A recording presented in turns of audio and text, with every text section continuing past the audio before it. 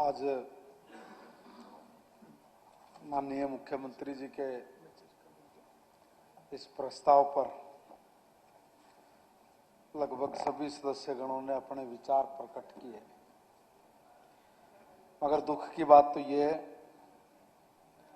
कि आज विपक्ष का कोई भी सदस्य जो हर बार ये कहता रहता है कि सदन का समय बढ़ाया जाए, सदन में हमें बोलने का अवसर नहीं मिलता, सदन में विधायकों को अपनी बात कहने का जो अधिकार है उसमें जो समय हमको मिलना चाहिए वो समय पूरा नहीं मिलता। हर जगह झूठ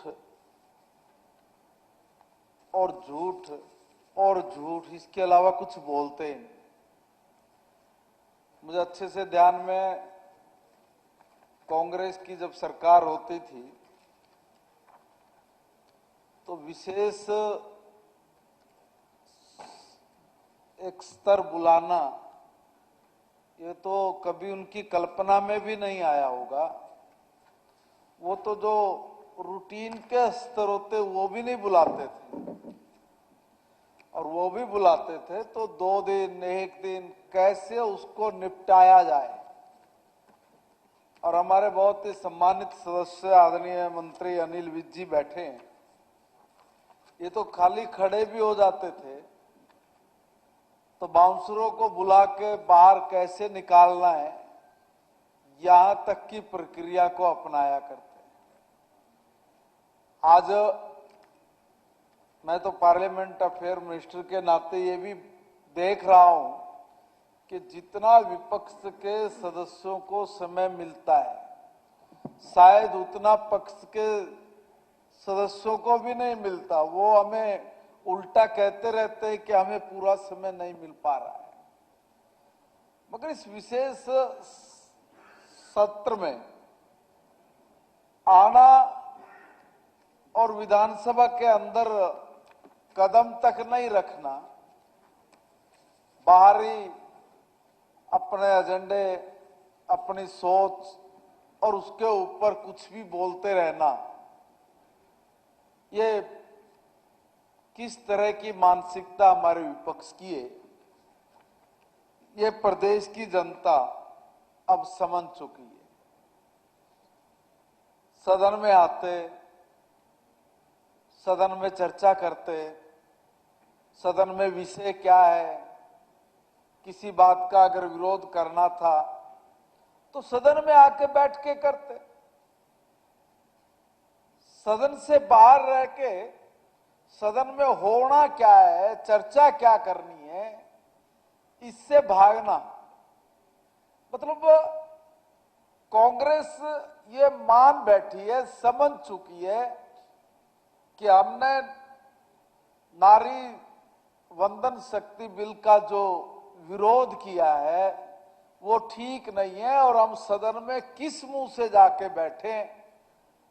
उनको शायद शर्म आ रही होगी, उनको शायद ये लग रहा होगा कि हमने या तो गलत किया या फिर वो इतनी बड़ी बेशर्मी पे उतर आए कि वो इस बिल को कानों में भी इसकी आवाज सुनना पसंद नहीं कर रहे होंगे। अदरवाइज ये नहीं हो सकता कि सारे देश की, जो हमारे देश की आधी आबादी है, हमारी माताएं बहनें, जो आज हर क्षेत्र में झंडे गाड़ रही है, और झंडे गाड़ रही है तो अभी मेरे एक सम्मानित सदस्य ने भी कहा कि रिजल्ट आया, उसमें हमारी बेटियों ने अव्वल नंबर पे वो रही हैं।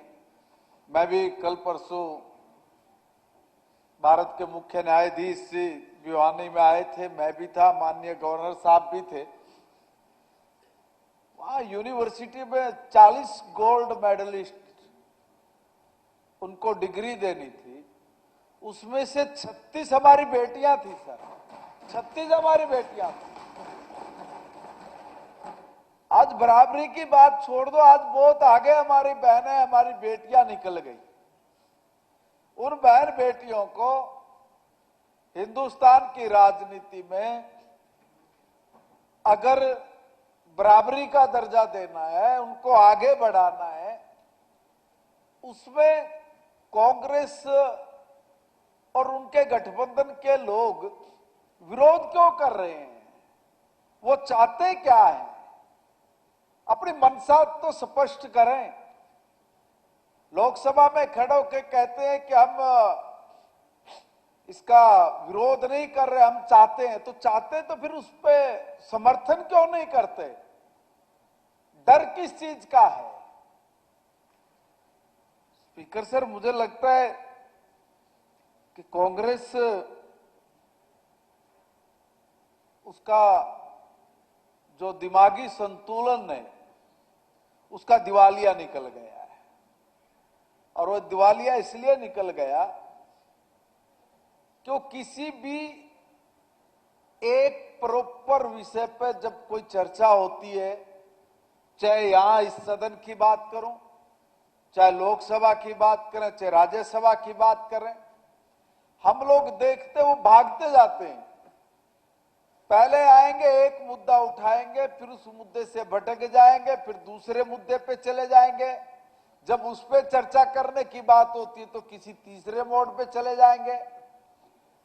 तमाशा देखना, तमाशा करना, इस तरह का माहौल सदन में ये बना के अपना टाइम पास करते। इनके पास कुछ बचा नहीं है और इसलिए इस प्रदेश की और देश की जनता ने इनको निपटा दिया है।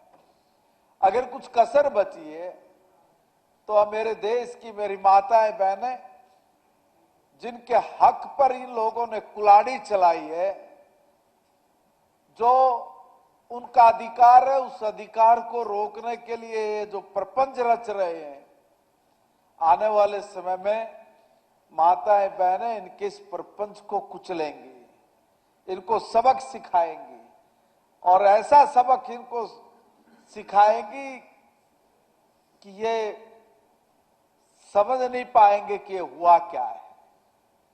आप लोगों को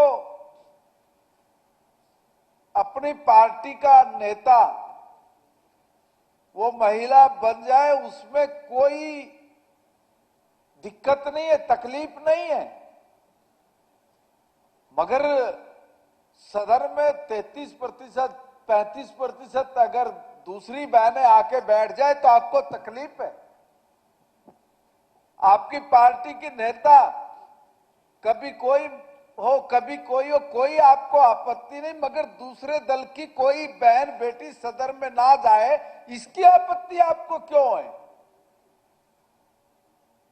क्या इस देश में दूसरी कोई मेरी बहन बेटी दुर्गा नहीं बन सकती?